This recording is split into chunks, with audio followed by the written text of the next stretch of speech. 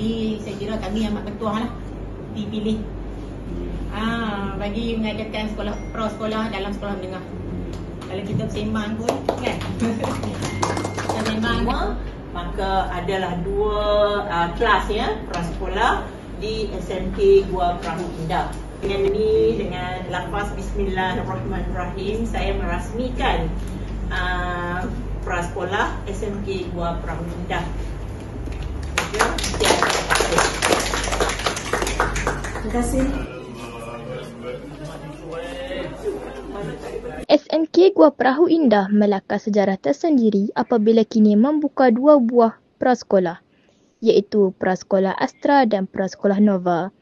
Di sinilah tempat si cilik memulakan langkah pertama mereka dalam dunia pendidikan, belajar membaca, menulis dan mengira, di samping membina keyakinan diri serta menjalinkan persahabatan baharu.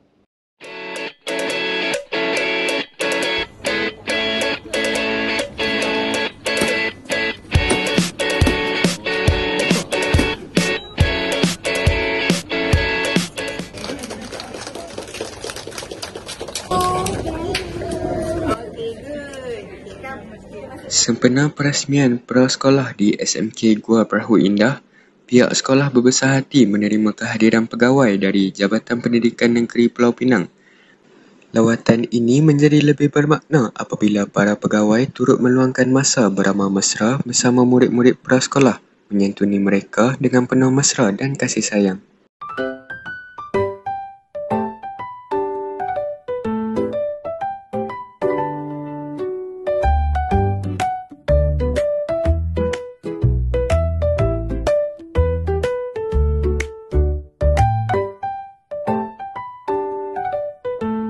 Mari kita saksikan pula aktiviti si cilik bersama guru mereka pada hari pertama persekolahan.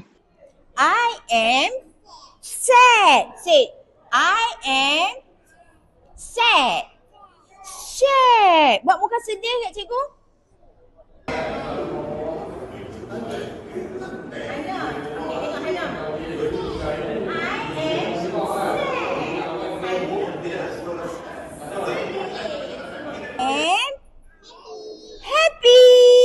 Okay, very good. Okay.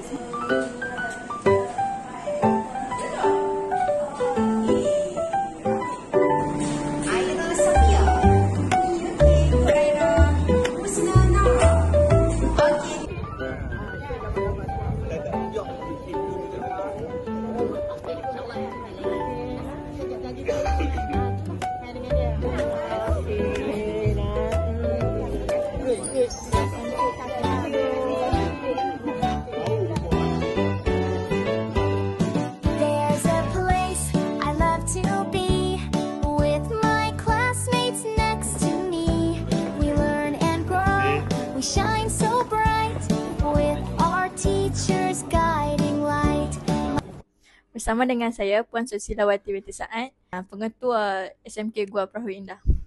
Baiklah Puan, bagaimana Puan melihat perkembangan jangka panjang dengan adanya prasekolah di sekolah menengah ini?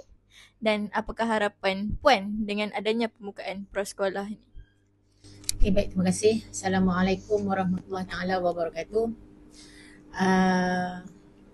Dengan adanya prasekolah di SMK Gua Perahu Indah ini, jadi saya berharaplah agar ini memberi peluang kepada anak-anak sekitar kawasan Gua Perahu ini untuk mendapat pendidikan seawal umur 5 tahun dan juga pendidikan yang berkualiti, pendidikan prasekolah bermula dari 5 tahun dan seterusnya akan menyambung pengajaran, pembelajaran persekolahan di sekolah rendah.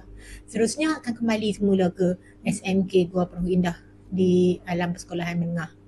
Dan harapan saya agar anak-anak hasil ataupun keluaran SMK Gua Perahu Indah ni, terutamanya prasekolah lah, dapat membaca, menulis, mengira, dengan arti kata lain menguasai 3R, 3M, menguasai 3M, literasi, numerasi dengan baik dan cemerlang lah.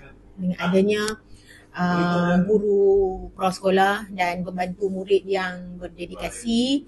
Jadi harapan saya agar semua berjalan lancar dan juga prasekolah SMK Gua Perahu Indah ini mungkin akan menjadi benchmark ataupun kita kata sebagai penanda aras lah untuk prasekolah di dalam sekolah menengah. Baik. Terima kasih Puan. Terima kasih.